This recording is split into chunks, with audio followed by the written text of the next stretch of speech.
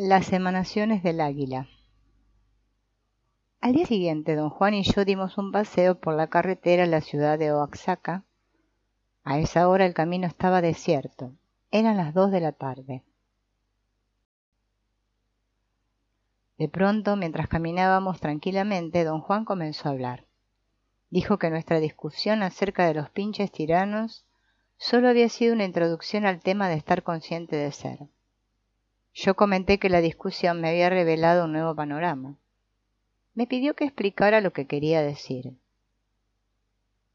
Le dije que tenía que ver con una conversación que habíamos tenido algunos años antes acerca de los indios yaquis. En el curso de sus enseñanzas para el lado derecho, él trató de explicarme las ventajas que los yaquis podían encontrar en su opresión. Yo afirmé apasionadamente que no había ventajas posibles en las miserables condiciones en que vivían. Le dije que yo no podía entender cómo él, siendo un indio yaqui, no reaccionaba contra tan enorme injusticia. Me escuchó con atención, y luego, cuando yo estaba seguro de que iba a defender su punto de vista, aceptó que las condiciones de los indios yaquis eran realmente miserables, pero recalcó que era inútil aislar específicamente a los yaquis cuando las condiciones de vida del hombre en general eran horrendas. No solamente sientas lástima por los pobres indios yaquis, dijo, siente lástima por la humanidad. En el caso de los indios yaquis incluso puedo decir que son los afortunados. Están oprimidos, pero al final, algunos de ellos hasta pueden salir triunfando.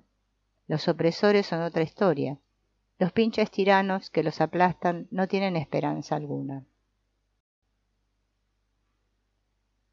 De inmediato le contesté con una descarga de lemas políticos. Yo no había entendido lo que quería decirme. De nuevo intentó explicarme el concepto de los pinches tiranos, pero la idea se me escapó por completo. Solo ahora todo encajaba en su lugar. Nada ha encajado en su lugar todavía, me dijo. Mañana, cuando estés en tu estado de conciencia normal, ni siquiera recordarás lo que has entendido ahora. Me sentí completamente deprimido, porque sabía que él tenía razón. Lo que te va a pasar a ti es lo que me pasó a mí.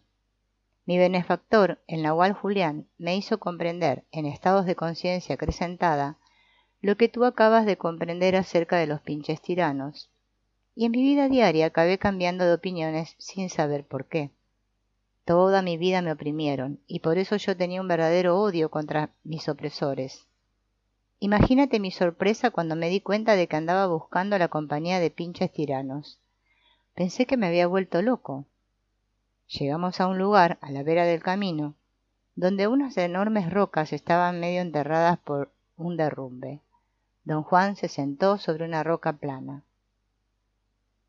Haciendo señas me indicó que me sentara frente a él, y sin mayores preámbulos comenzó su explicación de la maestría de estar consciente de ser. Dijo que los videntes, tanto antiguos como nuevos, descubrieron una serie de verdades acerca de estar consciente de ser, y que esas verdades fueron arregladas por un orden específico. La mayoría de ellas fueron descubiertas por los antiguos videntes, pero el orden en que esas verdades estaban dispuestas era obra de los nuevos videntes, y sin ese orden las verdades eran casi incomprensibles. Explicó que la maestría de estar consciente de ser consistía en entender y manejar dichas verdades, en el orden en que habían sido puestas. Dijo que la primera verdad era que éramos parte y estábamos suspendidos en las emanaciones del águila, y que era solo nuestra familiaridad con el mando que percibimos lo que nos forzaba a creer que estamos rodeados de objetos que existen por sí mismos y como sí mismos, tal como los percibimos. Luego me dijo que antes de poder explicar qué cosa eran las emanaciones del águila, él tenía que hablar acerca de lo conocido, lo desconocido y lo que no se puede conocer. Dijo que uno de los grandes errores que cometieron los antiguos videntes fue suponer que lo desconocido y lo que no se puede conocer eran la misma cosa. Fueron los nuevos videntes quienes corrigieron ese error y definieron lo desconocido como algo que está oculto, envuelto, quizás en un contexto aterrador, pero aún así al alcance del hombre.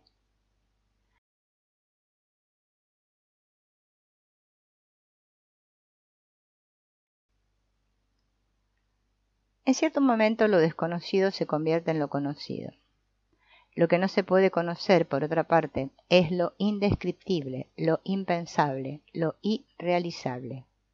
Es algo que jamás comprenderemos y que sin embargo está ahí, deslumbrante y a la vez aterrador en su inmensidad. ¿Cómo pueden los videntes diferenciar el uno del otro?, le pregunté. Hay una simple regla práctica, me dijo. Frente a lo desconocido, el hombre es audaz. Una cualidad de lo desconocido es que nos da un sentido de esperanza y de felicidad. Frente a él, el hombre se siente fuerte, animado. Incluso la aprehensión que despierta es muy satisfactoria. Los nuevos videntes vieron que lo mejor del hombre aflora cuando se enfrenta a lo desconocido. Dijo que cuando los videntes se enfrentan a lo que no se puede conocer, los resultados son desastrosos. Se agotan, se sienten confusos, sus cuerpos pierden tono, su razonamiento y su sobriedad vagan sin rumbo, porque lo que no se puede conocer no está dentro del alcance humano, y por ello no imparte energía alguna. Los nuevos videntes se dieron cuenta de que tenían que estar preparados a pagar precios exorbitantes por el más leve contacto con lo que no se puede conocer. Don Juan explicó que los nuevos videntes, al fin de separar lo desconocido de lo que no se puede conocer, tuvieron que superar formidables barreras. En la época en que comenzó el nuevo ciclo, ninguno de ellos sabía con certeza cuáles procedimientos de su inmensa tradición eran los correctos y cuáles no. Obviamente, los antiguos videntes cometieron errores crasos, pero los nuevos videntes no sabían cuáles eran. Los antiguos videntes fueron maestros de la conjetura. Habían, por ejemplo, supuesto que su habilidad de ver era una protección. Eso es, hasta que los invasores los aniquilaron. A pesar de su total certeza de que eran invulnerables, los antiguos videntes no tuvieron protección alguna. Los nuevos videntes no perdieron el tiempo especulando cuál fue el error de sus predecesores y empezaron a delinear lo desconocido para separarlo de lo que no se puede conocer. ¿Cómo delinearon lo desconocido, don Juan? A través del uso controlado de ver. Le dije que lo que había querido preguntar era qué implicaba delinear lo desconocido. Repuso que implicaba hacerlo accesible a nuestra percepción. Mediante la práctica constante del ver, los nuevos videntes encontraron que lo desconocido y lo conocido tienen realmente la misma base. Ambos quedan al alcance de la percepción humana. En cierto momento, los videntes pueden penetrar en lo desconocido y transformarlo en lo conocido. Todo lo que queda más allá de nuestra capacidad de percibir es otro asunto. Y la distinción entre lo que se puede y lo que no se puede conocer es crucial. Confundirlos colocaría a los videntes en una posición extremadamente precaria. Cuando esto les sucedió a los antiguos videntes, prosiguió don Juan, le echaron la culpa a sus procedimientos. Nunca se les ocurrió que casi todo lo que nos rodea está más allá de nuestra comprensión. Ese fue el espeluznante error que les costó más caro. ¿Qué pasó después de que quedó establecida la distinción entre lo desconocido y lo que no se puede conocer?, le pregunté. Comenzó el nuevo ciclo, me contestó. Esa distinción es la frontera entre lo antiguo y lo nuevo. Todo lo que han hecho los nuevos videntes se origina allí. Don Juan dijo que el ver había sido el elemento crucial tanto en la destrucción del mundo de los antiguos videntes como en la reconstrucción del nuevo ciclo. Fue gracias a que veían que los nuevos videntes descubrieron ciertos factores innegables que utilizaron para llegar a conclusiones, ciertamente revolucionarias para ellos, acerca de la naturaleza del hombre y del universo. Estas conclusiones que hicieron posible el nuevo ciclo eran las verdades que me estaba explicando acerca del estar consciente de ser. Don Juan me pidió que lo acompañara al centro del pueblo a dar un paseo alrededor de la plaza principal. Ya en camino comenzamos a hablar de maquinarias e instrumentos de precisión. Él dijo que los instrumentos son extensiones de nuestros sentidos, y yo sostuve que hay instrumentos que no corresponden a esa categoría. porque llevan a cabo funciones que nosotros no estamos fisiológicamente capacitados para realizar. Nuestros sentidos son capaces de todo, me dijo. Muy a la ligera le puedo mencionar que existen, por ejemplo, instrumentos que captan las ondas de radio que provienen del universo. Nuestros sentidos no pueden captar ondas de radio. Yo opino de otro modo, me dijo. Yo pienso que nuestros sentidos pueden captar todo lo que nos rodea. ¿Y qué ocurre en el caso de los sonidos ultrasónicos? Insistí. No tenemos el equipo orgánico necesario para escucharlos. Es la convicción de los videntes que solo hemos organizado una porción muy pequeña de nosotros mismos, me contestó. Guardó silencio por un largo rato. Parecía estar perdido en sus pensamientos como si tuviera dudas de seguir hablando. La primera verdad acerca del estar consciente de ser, como ya te lo dije, es que el mundo que nos rodea no es en realidad como pensamos que es. Pensamos que es un mundo de objetos y no lo es. Hizo una pausa, como si midiera el efecto de sus palabras. Le dije que yo estaba de acuerdo con su premisa, porque todo podía concebirse como campos de energía. Dijo que yo solamente intuía una verdad, que razonarla no era verificarla, y que no daba un comino si yo estaba o no de acuerdo con él. Lo que quería era mi esfuerzo por comprender lo que implicaba esa verdad. Tú no puedes ver los campos de energía, prosiguió, no como hombre común y corriente, porque si pudieras verlos, serías un vidente, y en ese caso tú estarías explicando las verdades acerca del estar consciente de ser. ¿Entiendes lo que quiero decir? Siguió adelante diciendo que las conclusiones a las que llegamos mediante el razonamiento tienen muy poca o ninguna influencia para alterar el curso de nuestras vidas. De ahí los incontables ejemplos de personas poseedoras de las más claras convicciones y que sin embargo actúan diametralmente en contra de ellas una y otra vez. La primera verdad dice que el mundo es tal como parece y sin embargo no lo es. No es tan sólido y real como nuestra percepción nos ha llevado a creer, pero tampoco es un espejismo. El mundo no es una ilusión, como se ha dicho que es. Es real por una parte e irreal por la otra. Pon mucha atención en esto, porque debe entenderse, no solo aceptarse. Nosotros percibimos, este es un hecho innegable, pero lo que percibimos no es un hecho del mismo tipo porque aprendemos qué percibir. Lo que nos rodea afecta a nuestros sentidos, esta es la parte que es real. La parte irreal es lo que nuestros sentidos perciben como lo que nos rodea. Piensa en una montaña, por ejemplo. Tiene tamaño, color, forma. Incluso tenemos categorías de montañas, que son, por cierto, precisas. No hay nada tan malo en todo eso. El error está en que nunca se nos ha ocurrido que nuestros sentidos solo juegan un papel superficial. Nuestros sentidos perciben como lo hacen porque una característica específica de nuestra conciencia de ser se les obliga a hacerlo así. De nuevo comencé a darle la razón, pero no porque estaba convencido, ya que no le había yo entendido muy bien. Era simplemente mi reacción ante algo incomprensible. Él me hizo callar. He usado el término el mundo, continuó, para abarcar todo lo que nos rodea. Desde luego hay un término mejor, pero va a ser totalmente incomprensible para ti. Los videntes dicen que debido a nuestra conciencia de ser, nosotros pensamos que nos rodea un mundo de objetos. Pero lo que en realidad nos rodea son las emanaciones del águila, fluidas, siempre en movimiento y sin embargo inalterables y eternas. Con un gesto de la mano me detuvo justo cuando iba a preguntarle qué eran las emanaciones del águila. Explicó que uno de los legados más dramáticos de los antiguos videntes era el descubrimiento de que los seres vivientes existen solamente para acrecentar la conciencia de ser. Don Juan lo llamó un descubrimiento colosal. En un tono medio serio me preguntó si yo conocía una mejor respuesta a la pregunta que siempre ha perseguido al hombre, la razón de nuestra existencia. De inmediato adopté una posición defensiva y comencé a discutir que la pregunta carecía de significado, porque uno no puede contestarla lógicamente. Le dije que para discutir ese tema tendríamos que hablar de creencias religiosas y convertirlo todo en un asunto de fe. Lo que los antiguos videntes dijeron no tiene nada que ver con la fe, me dijo. No eran tan prácticos como los nuevos videntes, pero lo eran lo suficiente como para darse cuenta de lo que veían.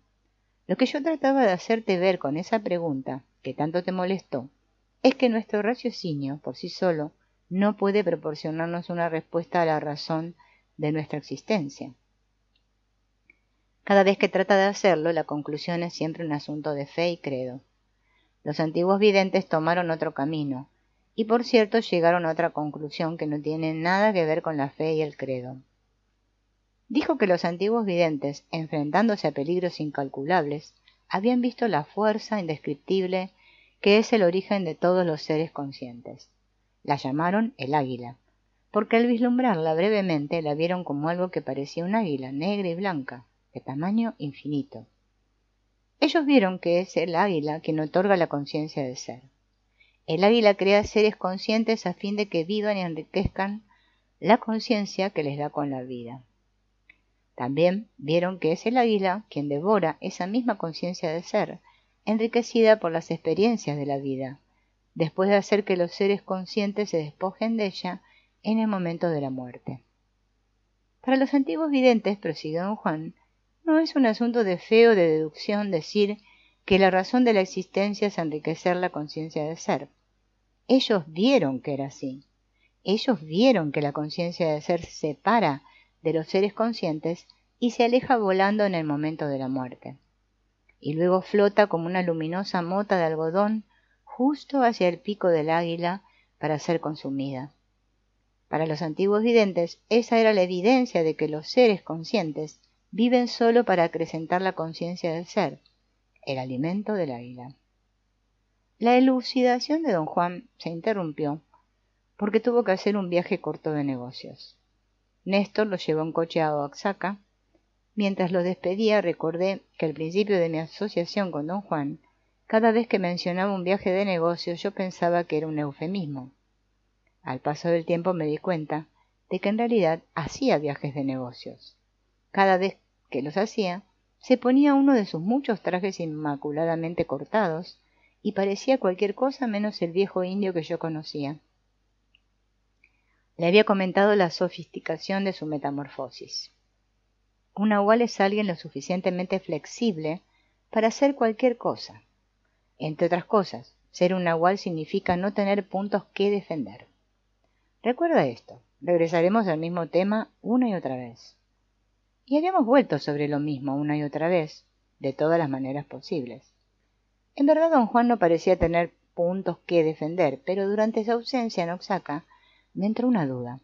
De repente me di cuenta de que un nahual sí tenía un punto que defender, la descripción del águila, y lo que hace merecía en mi opinión una defensa apasionada. Intenté plantearle esa pregunta a algunos de los videntes, compañeros de don Juan, pero eludieron mis indagaciones. Me dijeron que ese tipo de discusión me estaba vedado hasta que don Juan terminara su explicación del estar consciente de ser. En cuanto regresó, nos sentamos a hablar y yo le pregunté acerca de ello. Esas verdades no son algo que hay que defender apasionadamente, contestó. Si crees que trato de defenderlas, te equivocas. Esas verdades fueron recopiladas para el deleite y el esclarecimiento de los guerreros, no para despertar sentimientos de propiedad. Cuando te dije que un nahual no tiene puntos que defender, quería decir que un nahual no tiene obsesiones.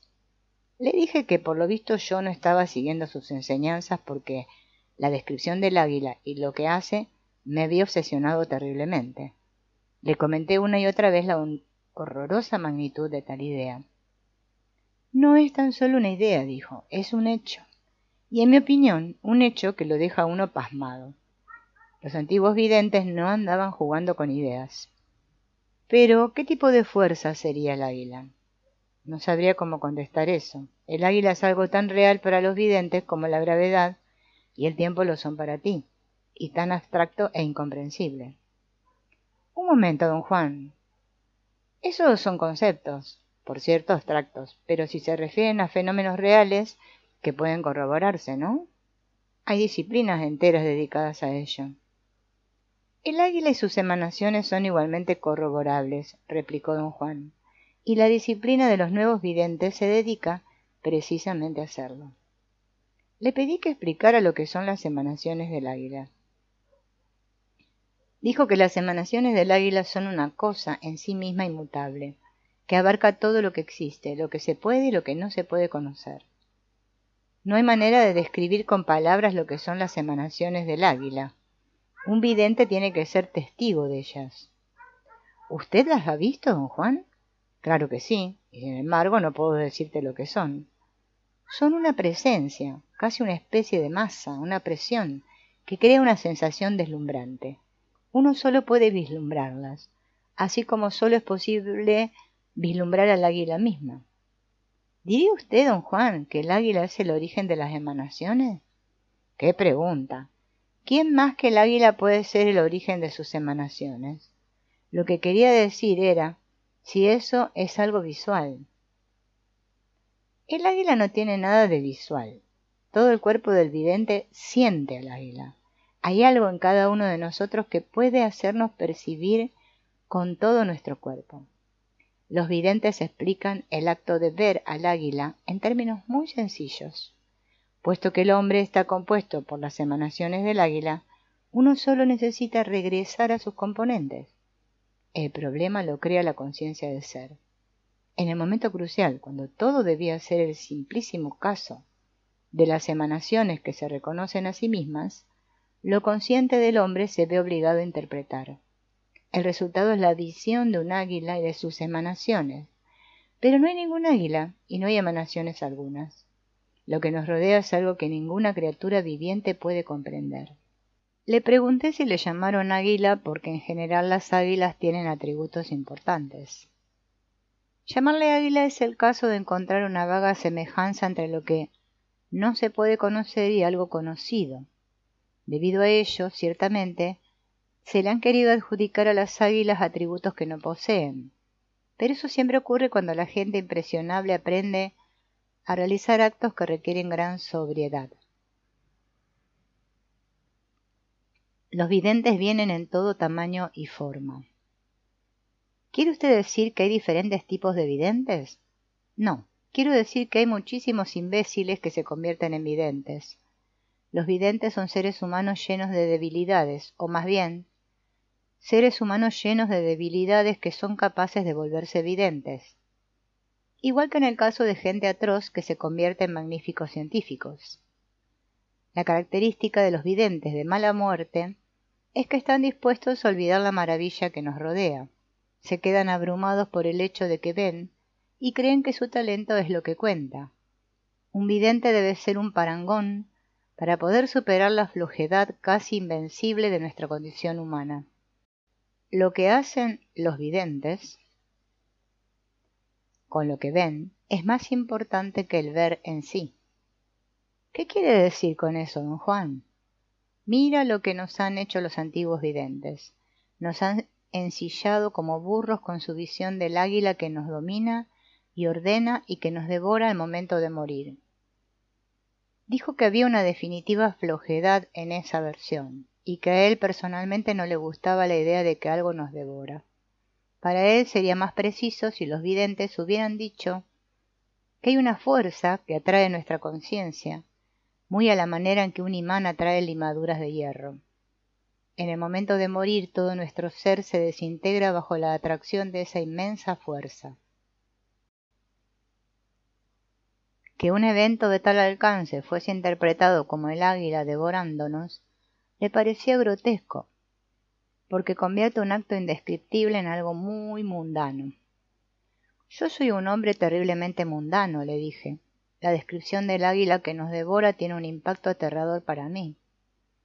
El verdadero impacto no puede ser medido hasta el momento en que tú mismo veas al águila, pero debes tener en cuenta que nuestros defectos permanecen con nosotros aún después de convertirnos en videntes. Así que cuando veas esa fuerza es muy posible que estés de acuerdo con los videntes flojos, que la llamaron el águila, así como lo hice yo. Por otra parte, quizá resistas la tentación de atribuirle un carácter humano a lo que es incomprensible, y a lo mejor le inventas un nuevo nombre. un nombre más preciso. Los videntes que ven las emanaciones del águila muchas veces las llaman comandos. A mí no me importaría llamarlas comandos si no me hubiera acostumbrado a llamarlas emanaciones. Fue una reacción mía a la preferencia de mi benefactor. Para él eran comandos. Pensé que ese término le encajaba mejor a él que a mí, debido a su dominante personalidad. Yo quería algo impersonal. Comandos me parece demasiado humano. Pero eso es lo que realmente son, los comandos del águila. Don Juan dijo que ver las emanaciones del águila equivale a cortejar el desastre. Los nuevos videntes muy rápidamente descubrieron las tremendas dificultades que esto representaba y solo después de grandes tribulaciones, al tratar de delinear lo desconocido y separarlo de lo que no se puede conocer, se dieron cuenta de que todo está compuesto por las emanaciones del águila. Solamente una pequeña porción de esas emanaciones queda al alcance del conocimiento humano, y esa pequeña porción se ve reducida a una fracción aún más minúscula por los apremios de nuestras vidas diarias. Lo conocido es esa minúscula fracción de las emanaciones del águila. La pequeña parte que queda a un posible alcance del conocimiento humano es lo desconocido, y el resto, incalculable y sin nombre, es lo que no se puede conocer. Prosiguió diciendo que los nuevos videntes, debido a su orientación pragmática, comprendieron de inmediato que las emanaciones poseían una fuerza apremiante y obligatoria. Se dieron cuenta de que todos los seres vivientes se ven obligados a usar las emanaciones del águila sin jamás saber lo que son, y comprendieron que los organismos están hechos para captar cierta porción de esas emanaciones y que cada especie tiene una gama definida. Las emanaciones ejercen enorme presión sobre los organismos, y a través de esa presión los organismos construyen su mundo perceptible. En nuestro caso, como seres humanos, nosotros utilizamos esas emanaciones y las interpretamos como la realidad. Pero lo que el hombre capta es una parte tan pequeña de las emanaciones del águila que resulta ridículo dar tanto crédito a nuestras percepciones y, sin embargo, no es posible pasarlas por alto. Llegar a entender esto, que parece tan simple, les costó inmensidades a los nuevos videntes. Don Juan estaba sentado donde generalmente se acomodaba en la sala grande de la casa. Nunca hubo muebles en ese cuarto. Todos se sentaban en el suelo, sobre pequeños petates. Pero Carol, la mujer nahual, había logrado amueblarlo con sillones muy cómodos para las sesiones en las que ella y yo turnábamos, leyéndole a don Juan obras de los poemas de habla hispana. Quiero que estés muy consciente de lo que estamos haciendo, me dijo cuando me senté. Estamos hablando de la maestría del estar consciente de ser. Las verdades que estamos discutiendo son los principios de esa maestría. Agregó que en sus enseñanzas para el lado derecho demostró esos principios a mi conciencia normal, con la ayuda de uno de sus compañeros videntes, Genaro, y que Genaro había jugado con mi conciencia normal con todo el humor y la irreverencia que caracterizaban a los nuevos videntes. Genaro es el que debería estar aquí hablándote del águila, dijo, pero sus versiones son demasiado irreverentes. Él piensa que los videntes que llamaron águila a esa fuerza inconcebible o eran estúpidos o estaban haciendo una broma monumental, porque las águilas no solo ponen huevos, sino que también cagan mojones. Don Juan se rió y dijo que los comentarios de Genaro le parecían siempre tan apropiados que nunca podía resistir la risa. Agregó que, sin duda alguna, si los nuevos videntes hubieran sido los que describieron al águila, la descripción se habría hecho medio en broma. Le dije a don Juan que en cierto nivel yo consideraba al águila como una imagen poética y que como tal me encantaba, pero que en otro nivel me aterraba porque la consideraba como un hecho. Una de las fuerzas más grandes en la vida de los guerreros es el miedo. Los impulsa a aprender, me dijo. Me recordó que la descripción del águila provenía de los antiguos videntes.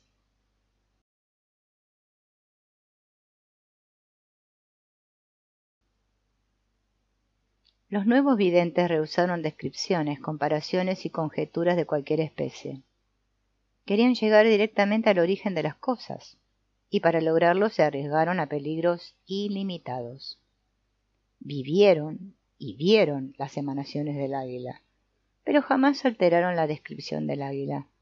Sabían que requería demasiada energía ver al águila, y que los antiguos videntes ya habían pagado muy caro por sus breves vislumbres de lo que no se puede conocer. ¿Cómo fue que los antiguos videntes llegaron a describir al águila?, le pregunté. Necesitaban unas guías mínimas que lo indescriptible a fin de instruir a sus aprendices. Lo resolvieron con una descripción esquemática de la fuerza que rige todo lo que hay, pero no de sus emanaciones. Las emanaciones no pueden describirse con un lenguaje. Personalmente, ciertos videntes sí pueden tener la urgencia de hacer comentarios acerca de ciertas emanaciones, pero esa urgencia es siempre individual. En otras palabras, no existe una versión conveniente de las emanaciones como la hay del águila. A mí me parece que los nuevos videntes eran muy abstractos. Me suenan como ciertos filósofos de hoy en día. No, los nuevos videntes eran hombres terriblemente prácticos, repuso don Juan. No se dedicaban a urdir teorías racionales. Dijo que los que fueron pensadores abstractos eran los antiguos videntes. Construyeron monumentales edificios de abstracciones, propias a ellos de su tiempo. Y al igual que los filósofos de hoy no tuvieron control alguno sobre sus fabricaciones. En cambio, los nuevos videntes, imbuidos con lo práctico, se ocuparon solo de ver. Y lo que vieron fue un flujo de emanaciones y cómo el hombre y los otros seres vivientes las usan para construir el mundo que perciben. ¿Cómo utiliza el hombre esas emanaciones, don Juan? Es tan simple que suena como una idiotez.